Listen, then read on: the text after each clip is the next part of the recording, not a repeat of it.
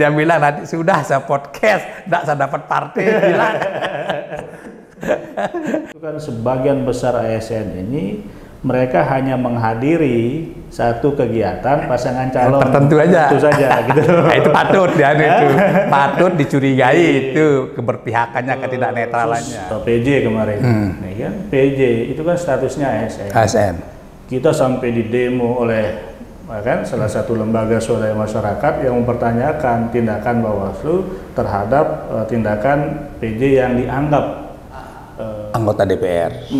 Ya, anggota DPR satu periode dah ini. Terus dia sekarang nyalon lagi. Ya, dan terpilih lagi gitu. Tapi pihak yang kalah satu partai dengan dia lapor tentang pemalsuan ijazahnya gitu. Kita ketika menghadirkan saksi yang melihat langsung peristiwa yang terjadi. Nah, masyarakat kita ketika dimintai keterangan sebagai saksi, didengar istilah saksi itu, ya, dikira kayak saksi di pengadilan kan gitu.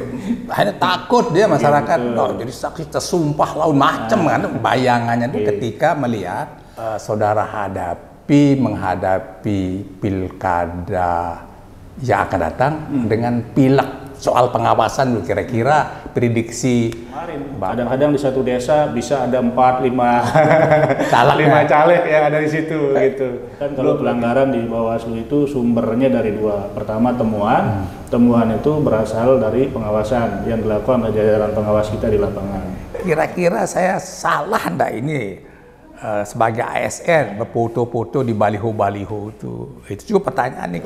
Kami juga berharap kepada masyarakat untuk berani melaporkan dan menjadi saksi ketika ada pelanggaran yang terjadi di lapangan. Saya kedatangan tamu yaitu Ketua Bawaslu Nusa Tenggara Barat, yaitu Saudara Itratip Sarjana Teknik, Master Teknik.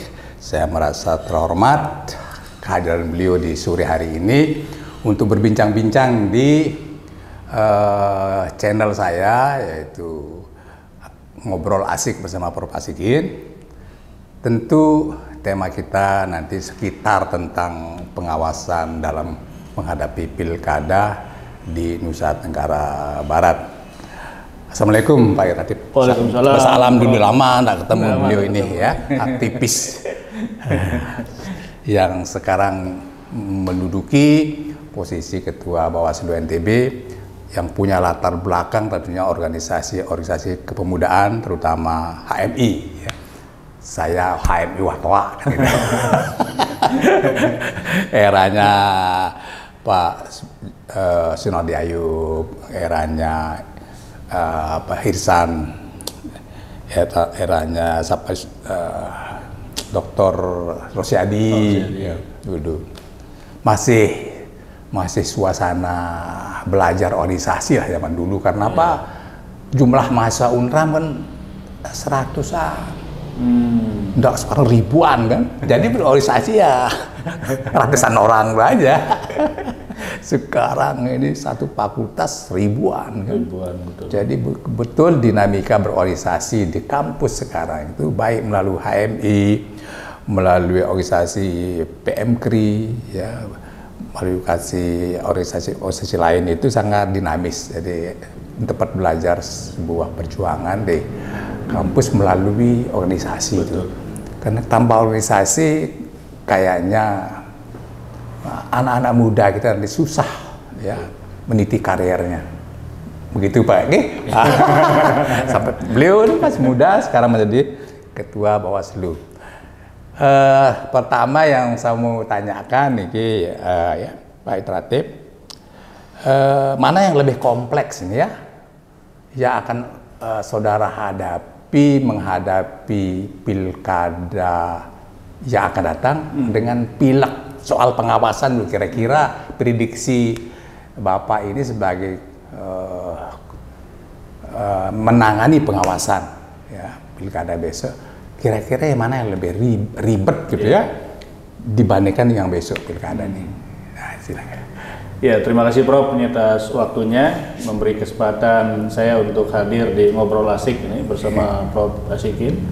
Jadi beliau ini senior, guru besar dan banyak tulisan-tulisan beliau yang sering saya baca juga. Nah, kalau ditanya tentang mana yang lebih kompleks, problem pemilu 2024 dengan pilkada, tentu saja pemilu 2024 karena dilihat dari jumlah peserta. Nah, di pemilu itu ada pemilihan legislatif ya, dari kabupaten, provinsi, kemudian pusat.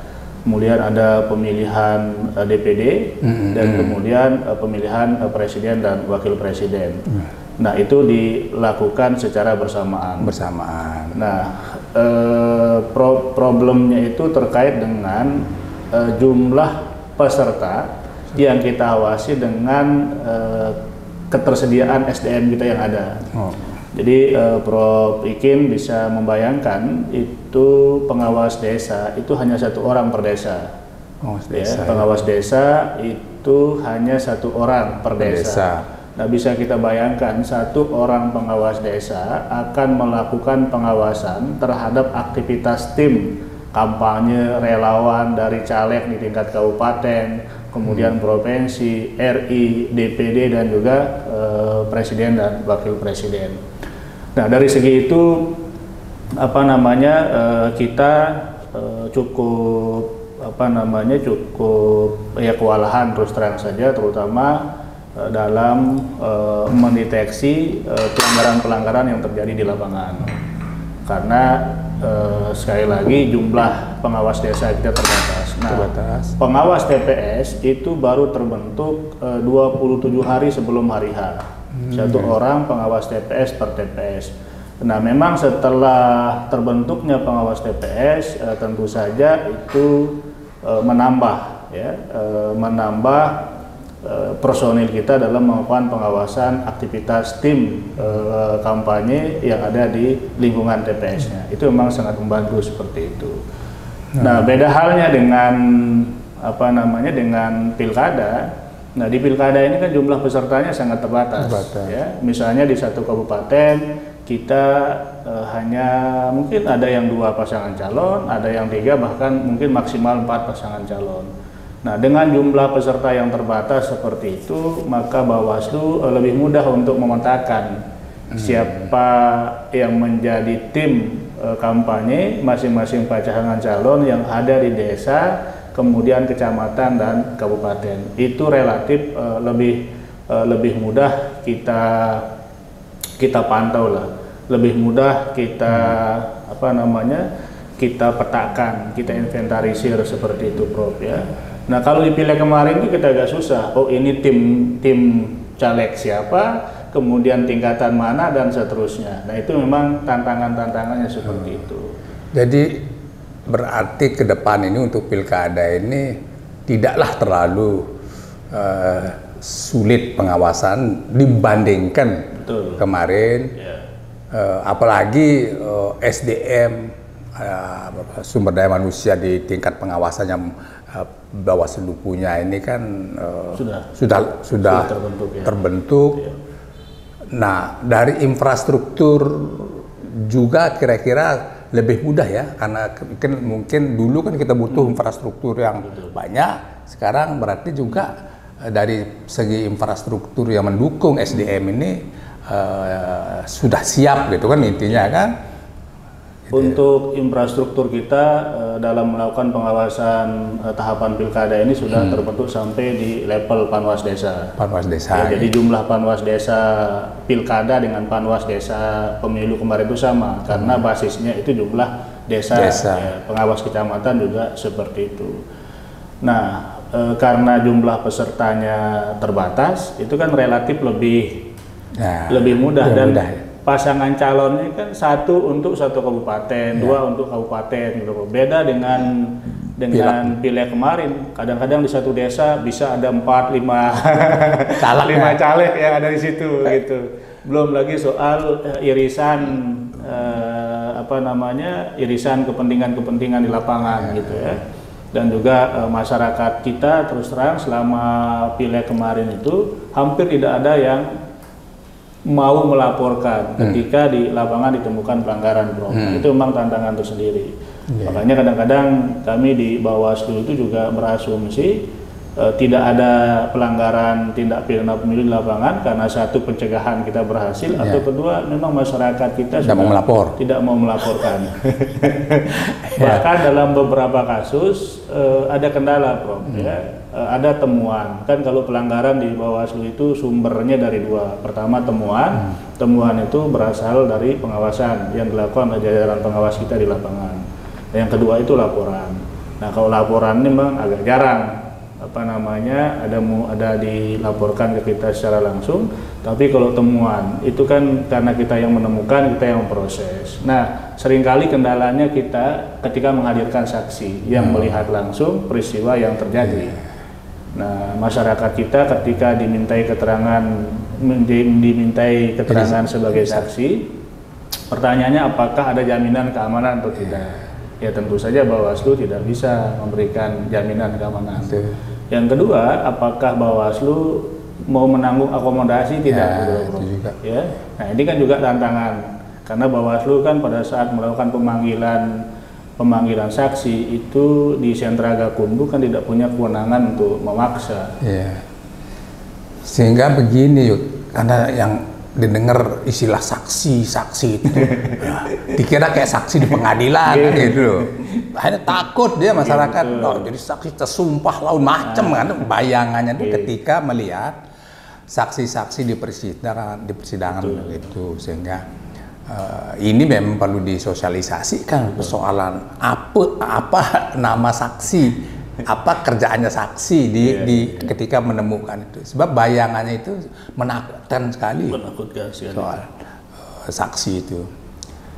Nah, berikutnya apa kira-kira antisipasi dari Bawaslu tentang jenis-jenis pelanggaran ya yang sering terjadi nih dalam rangka pilkada, pelanggaran jenis apa kadang-kadang masyarakat itu yang sering dia langgar gitu kan. Nah, kalau pelanggaran yang kita tangani di Bawaslu ini itu ada pelanggaran administrasi dan juga pelanggaran tindak pidana pemilu. Nah, terkait pelanggaran administrasi itu subjeknya kan peserta pemilu dan penyelenggara pemilu yang dalam hal itu KPU.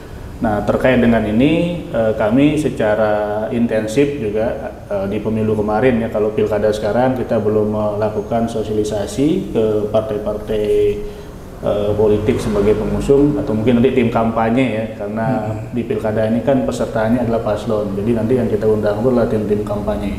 Karena tim kampanye belum terbentuk, jadi sosialisasi itu belum kita lakukan. Nah, ini penting bagi Bawaslu untuk menyampaikan bahwa ada jenis pelanggaran administrasi. Nah, ketika pasangan calon merasa dirugikan, maka mereka bisa menempuh ya jalur penanganan pelanggaran administrasi yang dilakukan oleh Bawaslu. Nah, pengetahuan ini kan harus ditahu oleh tim kampanye, paslon ataupun partai politik gitu, sehingga nanti pada saat ada keputusan KPU yang yang dianggap merugikan bagi pasangan calon tertentu atau tim kampanye tertentu, maka mereka bisa melakukan pelanggaran administrasi ke kita.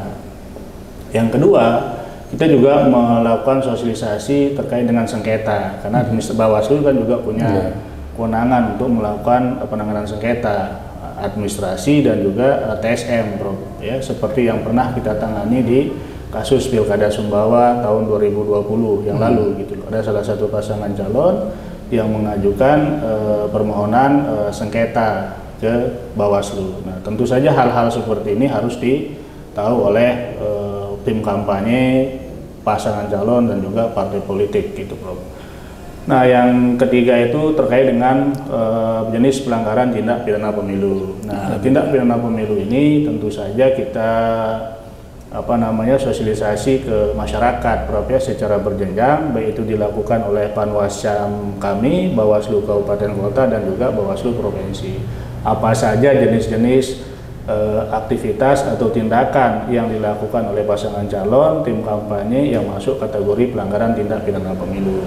Nah, ini yang kita sosialisasikan sehingga masyarakat itu paham terhadap proses penanganannya dan apa saja yang bisa dilaporkan terkait dengan tindakan yang masuk kategori pelanggaran yang dilakukan gitu. Beberapa hari yang lalu ada masyarakat datang ke tempat saya di sini, Prof, katanya ini ada anggota DPR, ya, anggota DPR 1 periode dah ini, terus dia sekarang nyalon lagi, ya, dan terpilih lagi, gitu. Tapi pihak yang kalah 1 partai dengan dia lapor tentang pemalsuan ijazahnya, gitu. Ya bukankah dia bilang, bukankah dulu dia pernah terpilih pakai ijazah yang sama, gitu. Kenapa sekarang dilaporkan dia dikatakan ijazah palsu pada pencalonan kedua? Kan itu ini ya, agak aneh gitu kan. Kalau kita lihat dulu kan dia lolos. Jadilah 1 periode sekarang untuk periode keduanya dia terpilih. Tapi dilaporkanlah ke kepolisian menggunakan ijazah palsu. Nah, menurut perspektif Perunggu sebagai Bawas, ini sebenarnya masalah di mana sebenarnya? Apakah lolos dalam administrasi, tempatnya ini pelanggaran administrasi, atau ada kehilafan lah gitu? Kalau memang benar, tapi ini kan kita berandai-andai. Di mana sebenarnya kalau supaya menghindari seperti ini? Belum tentu dia salah ini kan, belum tentu. Apalagi terus ini sekolahnya itu mengatakan dia benar sekolah, kan ini lagi tambah aneh lagi kan. Wah, sebenarnya apa yang terjadi ketika peristiwa seperti ini loh kan, menurut pandangan Bawaslu ini? Nah, kalau Bawaslu itu kan melakukan pengawasan melekat Profnya pada saat pendaftaran caleg gitu loh. Jadi semua berkas administrasi itu dilakukan pengecekan meskipun tidak kita lakukan faktualnya gitu ya. Selama dia memenuhi persyaratan dan tidak ada laporan, maka ya dokumen itu kan kita anggap sah gitu, kira-kira begitu Prof. Kecuali ada laporan dari masyarakat pada saat itu bahwa ada caleg A partai B misalnya mengundangkan ijazah palsu, maka tentu saja itu akan dilakukan verifikasi faktual terkait dengan itu. Nah, tetapi sekali lagi karena itu dokumen negara, dokumen administrasi, maka yang bisa menentukan palsu atau tidak itu kan pengadilan. Nah, kalau dalam konteks ini kan tahapan pemilu ini sudah selesai. Tahapan pemilu sudah selesai. Karena tahapan pemilu sudah selesai, maka Bawaslu tidak masuk lagi di ranah itu gitu. Nah, tentu saja nanti prosesnya akan bergulir sesuai dengan penanganan pelanggaran tindak pidana pada umumnya gitu. Nah, nanti tinggal apakah itu terbukti atau tidak, ya tentu saja nanti akan kita tunggu putusan pengadilannya. Kalau misalnya dia terbukti, maka secara sah kan, secara sah dan meyakinkan bahwa itu dokumen palsu, ya maka tentu saja yang bersangkutan kan tidak memenuhi syarat sebagai anggota DPR terpilih, kira-kira begitu. Kan banyak kasus kan di pemilu-pemilu sebelumnya, ada yang sudah setengah jalan, ada yang sudah 3 tahun misalnya baru bisa dibuktikan dan terbukti baru digantikan, kan seperti itu prosesnya. Itu yang datang kemari saya bilang, saya hanya jawab bilang ya agak aneh aja karena dulu dia terpilih, sekarang juga sudah lolos verifikasi administratif, harusnya ya ini tidak bisa membatalkan di konteks ini. Silahkan nanti kalau ada putusan pengadilan, baik itu dalam perkara pidana maupun perkara perdata, bisa dipakai jadi alasan untuk PAW kan. Nah, berikutnya ini kita termasuk saya ya Pak Kepala ini, Pak Bawaslu ini, bahwa ASN ini kan kadang-kadang kaki kita satu di sorga, satu di neraka ya. Salah-salah kita melangkah ke desor kita, ini bahasa anunya. Jadi potensi pelanggaran dalam langkah pilkada untuk ASN ini, kadang-kadang ASN ini yang harus hati-hati gitu ya. Hati-hati dalam pilkada ini supaya tidak dianggap keterlibatan ASN di dalam kegiatan pilkada. Apa yang sering ditemukan oleh Bawaslu selama ini ya, selama pemilu, bahwa ASN terlalu ikut kadang-kadang. Karena ini dia samar-samar, kadang tafsirnya kan itu. Teman sama. Ya sering terlaporkan di Bawaslu. Saya pernah dilaporkan juga loh karena gara-gara saya berfoto dulu kan. Berfoto sama salah seorang calon. Nah, saya akan ucapkan selamat tahun baru. Tahun baru. Ulang tahun berarti, Bro. Oh ya, dia ulang tahun, saya rekam selamat ulang tahun sahabat. Cuman itu tidak untuk dipublish karena untuk dia saja, tapi rupanya dia mempublish di akun Facebooknya. Saya jelaskan sama teman-teman begini loh kronologi. Nah itu kan kadang-kadang tafsirnya kan. Nah kira-kira apa yang harus diwaspadi nih oleh teman-teman ASN ya? Ini kebetulan Bawaslu ini ya, supaya kita tidak salah kan di dalam melangkah menghadapi pemilihan kepala daerah ini. Ya, memang kan salah satu tugas Bawaslu di Undang-Undang 7 tahun 2017 itu melakukan pengawasan terhadap netralitas ASN, netralitas ASN, TNI dan Polri. Nah, dalam bentuk konkretnya itu Bawaslu RI sudah menandatangani surat keputusan bersama dengan Kementerian Pan-RB, termasuk juga KSN ya. Dan terakhir itu diperluas lagi oleh Kemendagri. Jadi ada 4 institusi yang menandatangani surat keputusan bersama untuk memastikan soal netralitas ASN. Nah, memang kadang-kadang di sini teman-teman ASN juga sering protes, Bro. Kenapa Bawaslu itu tegas ke ASN? Padahal Bawaslu itu hanya menindaklanjuti poin-poin yang sudah ditulis oleh KSN. Apa saja tindakan-tindakan yang tidak boleh dilakukan oleh ASN selama tahapan pemilu atau pilkada, itu kan poin-poinnya dikeluarkan oleh KSN. Nah, ketika ada laporan terhadap ASN ke Bawaslu, misalnya laporan terkait ASN ke Bawaslu, maka kita akan merujuk ke poin-poin yang dikeluarkan oleh KSN dan Menpan RB, Bro.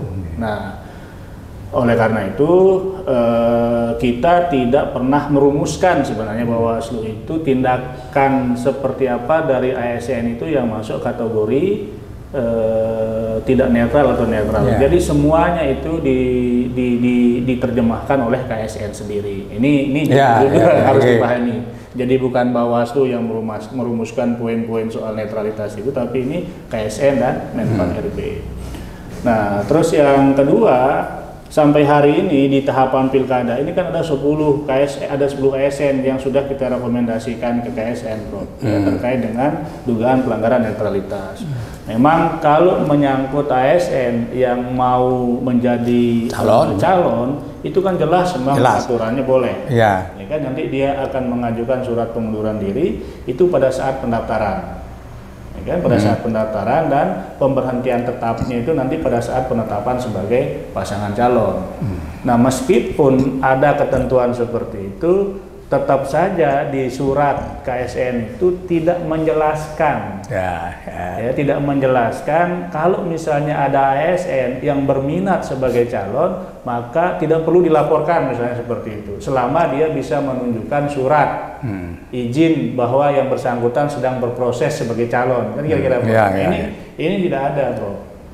Makanya ASN yang kita temukan misalnya baik itu melalui berita atau hasil pengawasan atau informasi yang disampaikan oleh masyarakat yang mendatangi partai politik, karena kan kode etik ASN itu salah satunya kan tidak boleh melakukan pendekatan ke partai politik atau mempromosikan diri ya kan sebagai pasangan calon misalnya seperti itu. Nah, ketika ada ASN yang melakukan tindakan seperti itu, maka oleh Bawaslu itu dianggap sebagai dugaan pelanggaran kode etik. Nah, meskipun pelanggaran kode etik ini nanti yang akan memutuskan itu KSN. Jadi Bawaslu tidak punya kewenangan melakukan penindakan terhadap pelanggaran dugaan kode etik itu. Jadi Bawaslu itu hanya melakukan kajian, bahwa ada ASN melakukan tindakan-tindakan seperti ini berdasarkan surat keputusan bersama tadi, itu dia melakukan aktivitas ABC misalnya. Nah, itu yang kita rekomendasikan ke KSN untuk diberi sanksi seperti itu, Prof. Nah, saran saya sih memang ini juga perlu dikelirkan soal regulasi gitu, betul, Prof, ya.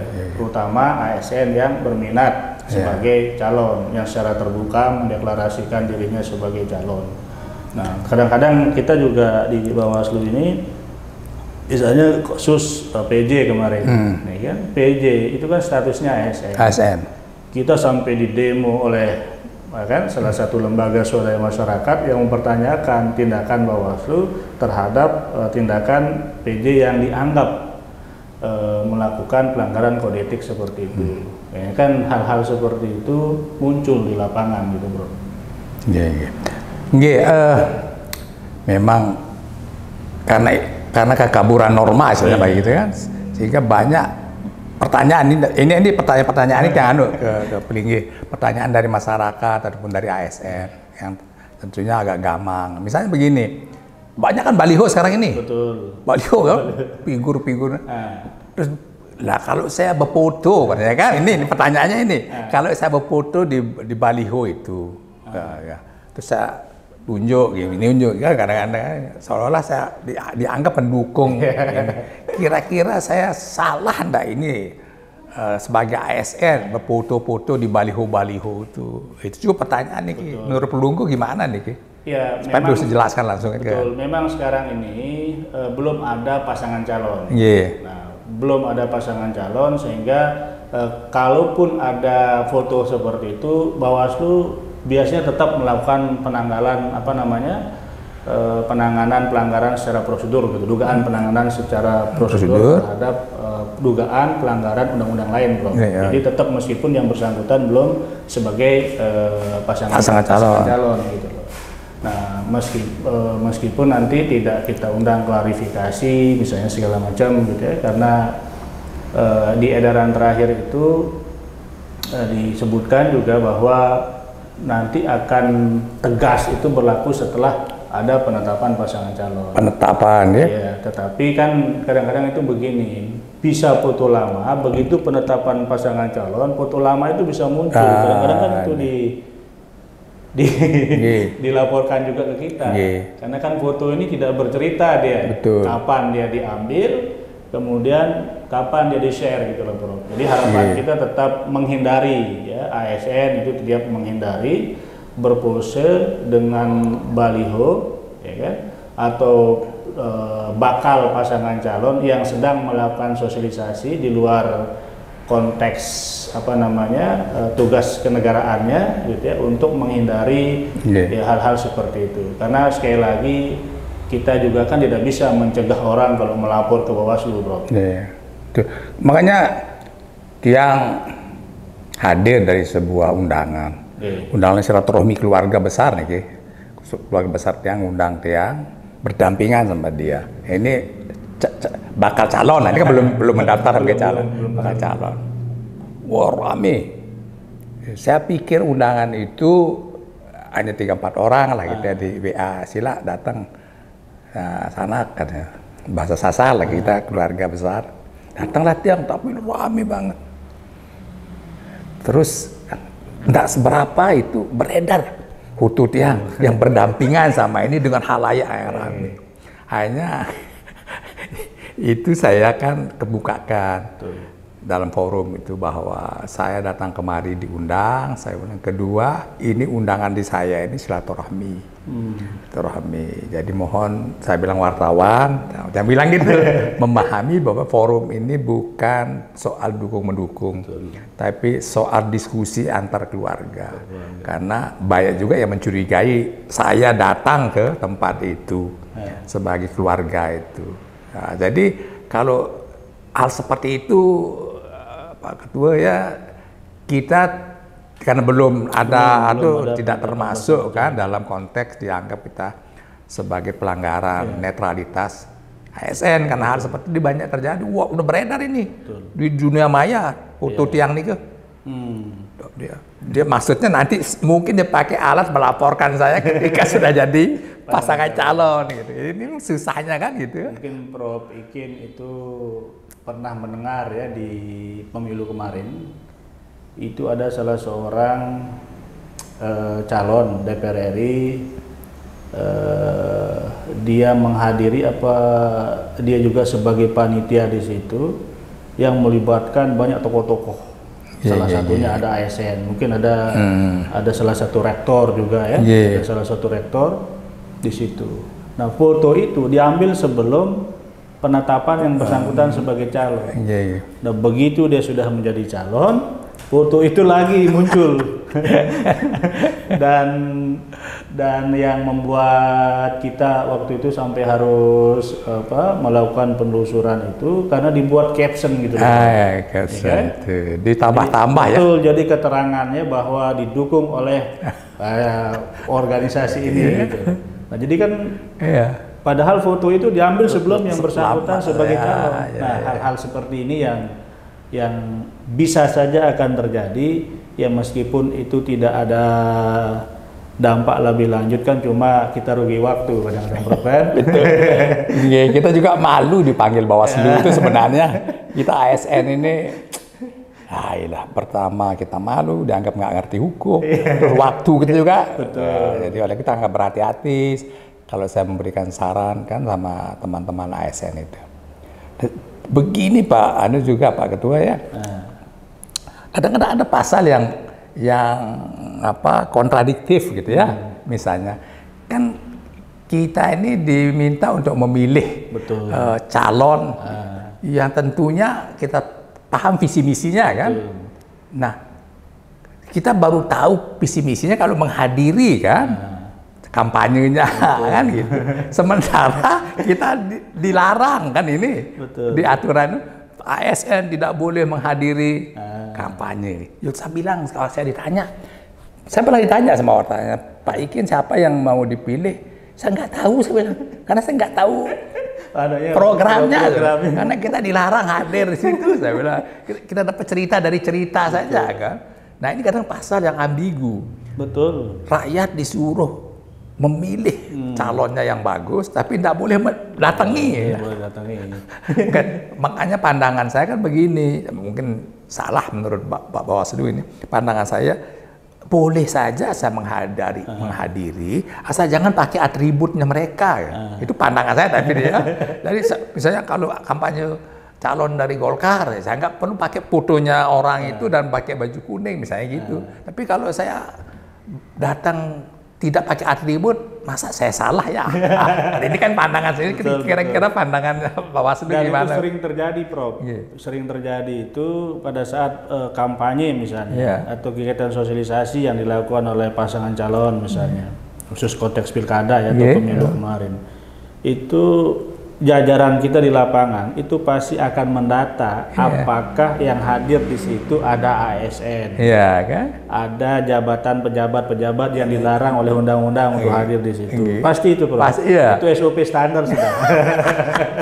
Apakah yang bersangkutan itu menggunakan atau tidak atribut atau fasilitas negara, negara dan seterusnya.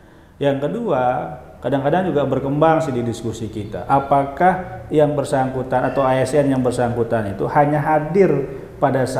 hadir mendengarkan satu pemaparan dari satu orang pasangan calon atau semuanya dihadiri gitu.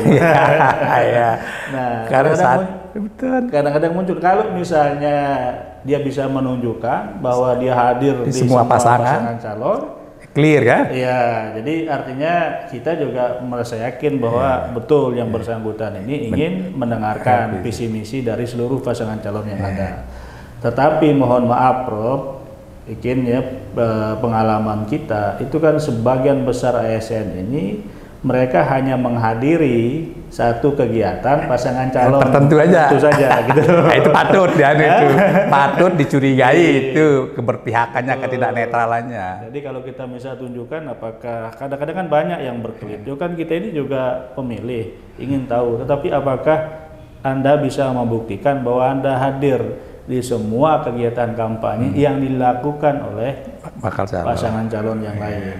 Oke, ini clear nih teman-teman ASN ya. Nah, ini jelas sekarang ya. Kalau Anda mau hadir, enggak apa-apa, jangan pakai atribut, jangan pakai fasilitas negara, dan hadir di semua bakal calon itu. Jangan di satu calon saja. Nah, itu enggak boleh ya. Sekarang ini jelas itu. Kalau saya kan logika berpikirnya tadi, bagaimana saya bisa memilih seseorang kalau tidak mendengar langsung visi misinya, sehingga tidak dianggap pelanggaran, tapi kalau menghadiri semua bakal-bakal calon yang kampanye untuk mendalami visi misinya. Nah, itu yang penting bagi kita di ASN ini ya, terutama kalau Pak Asikin gitu kan. Lah Pak Asikin tidak ada orang selalu ditahu saya di mana pun nyelit-nyelit kan gitu. tapi kadang-kadang mohon maaf, masing-masing ASN kita ini kan punya preferensi, Nah, itu yang sering dilaporkan itu kalau seperti itu biasanya. Nah, jadi boleh ya kalau gitu ya Pak Ketua ini, boleh saya ngundang calon, bukan calon sekarang, yang pasang-pasang baliho saya undang sini untuk podcast kan belum masanya kan? Oh iya. Tapi kalau besok setelah daftar nggak boleh kan? Kalau podcast itu sebenarnya boleh aja, Prof. Ya. Kalau podcast itu tadi selama kita tidak menyatakan dukungan, kan? Artinya semua orang ini kan bagian dari partisipasi publik juga, ya kan, dengan apalagi kalau misalnya kita bisa hadirkan semua orang yang ada di baliho. Kecuali kalau Prof bikin itu hanya menghadirkan satu orang yang ada di baliho dan dilakukan terus-menerus kan orang curiga. Dan tidak mengajak kan. Artinya saya bilang pilihlah ini, itu salah kira ya. Tapi kalau dia sampaikan dia punya visi program kerja, boleh. Asalkan saya tidak mengajak mereka masyarakat pendengar saya itu untuk memilih ini. Betul. Baik, jadi sudah jelas Pak Dek Putra ya, hubungi semua bakal calon itu. Yang penting kita undang.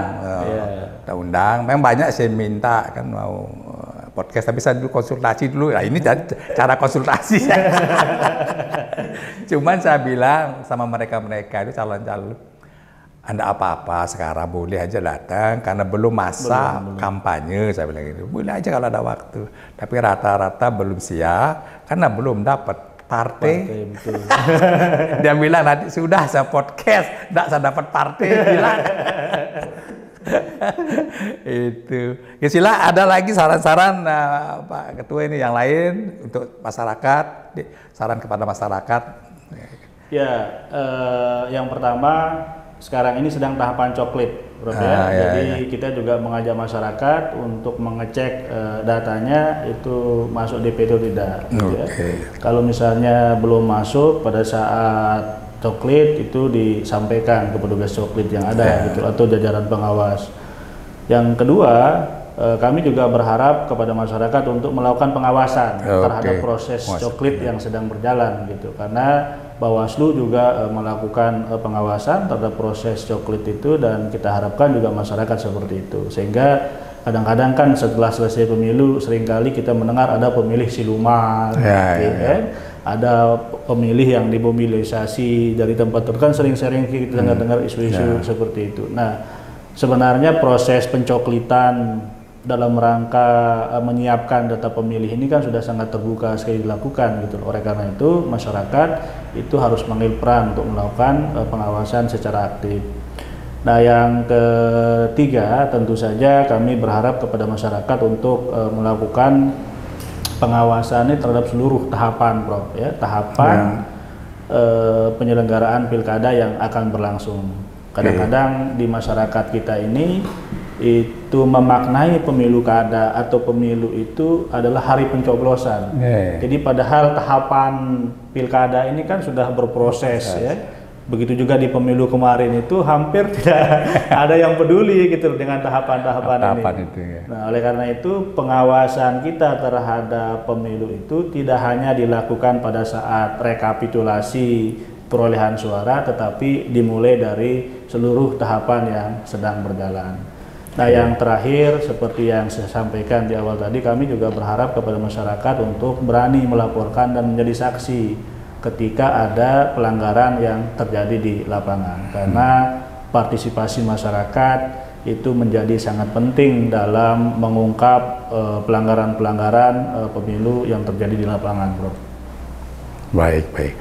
Jadi, saudara-saudara sekalian, ya, para penggemar dari diskusi dengan Prof. Asikin, ya, demikianlah tadi kita sudah berbincang-bincang secara santai dengan Ketua Bawaslu NTB, ya, bahwa pilkada kita yang akan datang ini tentu bertujuan untuk melahirkan pemimpin-pemimpin, ya, NTB yang cerdas, baik secara intelektual, cerdas secara emosional. Oleh itu peran saudara untuk melakukan pencoblosan secara sehat, tidak melanggar ketentuan perundang-undangan seperti diharapkan oleh Bawaslu tadi, menjadi tanggung jawab kita bersama. Marilah kita sukseskan pemilihan kepala daerah di NTB dengan secara objektif, transparan, dan kita berbahagia, ya, tidak perlu ada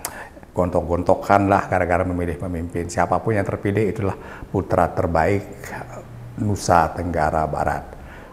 Makasih Pak Iratif, ya.